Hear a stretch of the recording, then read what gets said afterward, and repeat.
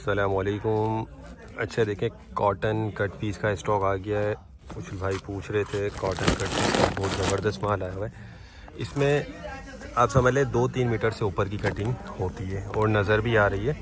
बाकी ये देख लें, ये बड़ा है, बड़ा साइज़ है, बड़ी कटिंग है। ये देखते जाएं। अच्छा, इसमें कलर कॉम्बिनेशन भी बड़ा बेहतरीन आया हुआ है और वज़न इसका 80 किलो है। ये देखें, ठीक है, 80 किलो का वज़न है बंडल का।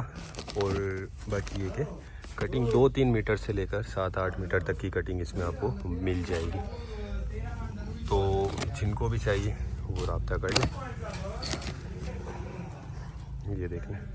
अच्छा, ये देखें, सारा फ्रेश होता है, अनस्टिच कपड़ा है, चाइना का है और कट पीस के नाम से आता है। बाकी मिक्स कलर्स हैं इसके अंदर, ठीक है। अब इसमें ये है कि थान भी निकल आता है। अब जैसे ये देख लें, ये काफ़ी बड़ा पीस लग रहा है, ठीक है। इस तरह ये देख लें, ये बड़ा पीस। वैसे हम आपको जो है 2-3 मीटर कटिंग करके देंगे, इससे ऊपर की इसमें निकलती है।